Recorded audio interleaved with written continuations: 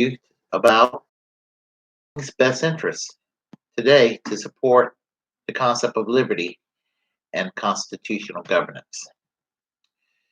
Basically, it goes down to this. It really comes down to this.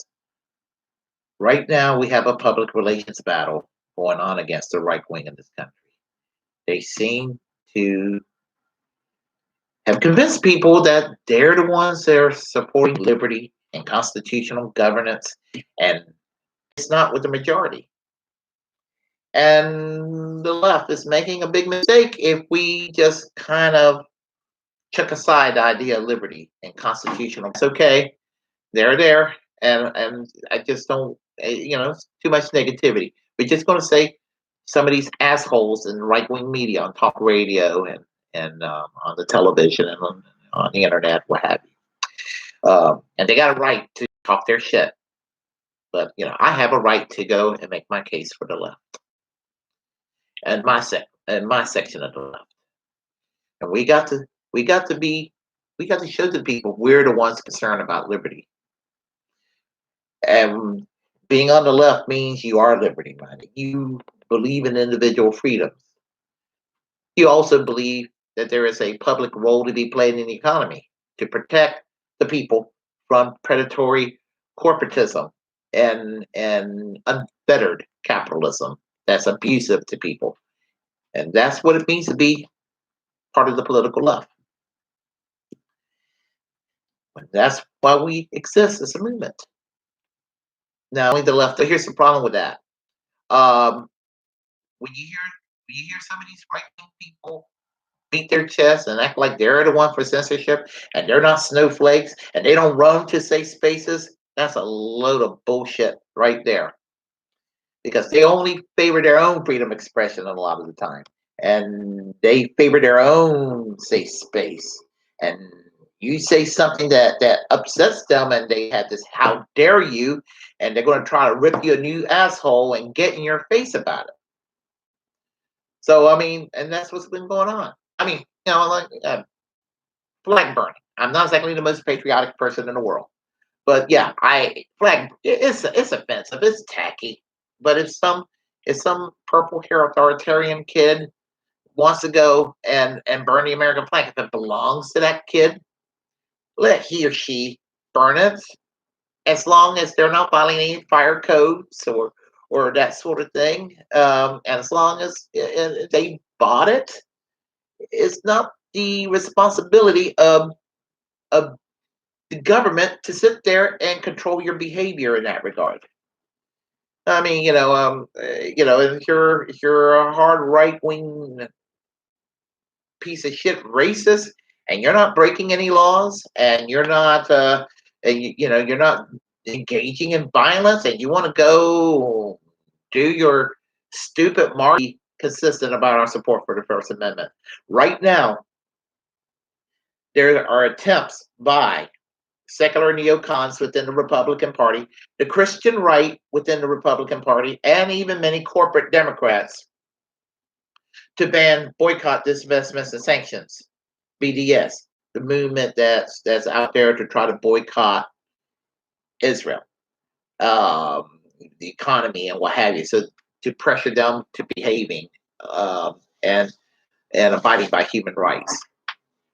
Now, I personally don't support BDS because I got criticisms about Israel. So all you people on the right that wants to sit there and say, "Oh, there's another leftist said they're just shitting on Israel." For every shitty thing I can say about Israel, I can name 2 or 3 good things about Israel. And those 2 or 3 good things might be things that the conservatives in the United States would hate to have in the United States, like the national health care and things like that, and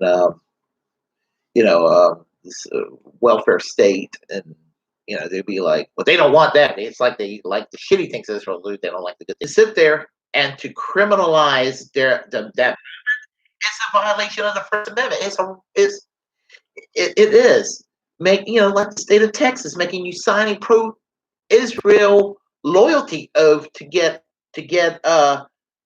hurricane relief aid or flood aid or what have you, disaster aid. That's wrong. I mean, so this is part of the reason why the left needs to be in favor of free speech. You know, just but and what we got to worry about, and we got to be in favor of speech. Let me also add that we got to favor constitutional governments and checks and balance and limitations. We're not going to get all the shit we want, but we need to still fight for it as hard as we can. And the right, as scary as they are, they're not going to get all the shit they want, and we have a right to try to stop them. And the point I'm trying to make is that it's not a perfect system, but the United States, with all its faults, there are a lot of good things about it too. And we're not just we people on the left. We're not trying to destroy the United States. We're trying to make the United States better. It means pretty much borrowing some very novel and successful ideas from other countries like Norway, Sweden, Denmark, organization, things like that. We need in this country we need to catch up with Europe and become a vibrant sociocracy.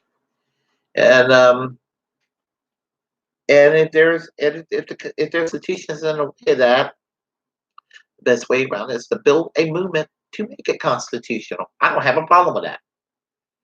Um, I mean,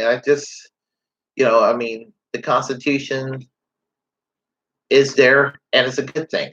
And I abide by the U.S. Constitution as well as by the United Nations Universal Declaration of Human Rights, and in particular, the Frankfurt Declarations of the Socialist International, which is the worldwide organization of democratic socialists, social democratic, and labor parties.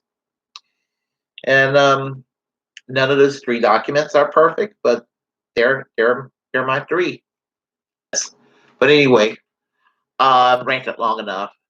Feel free to comment, good, bad, or indifferent.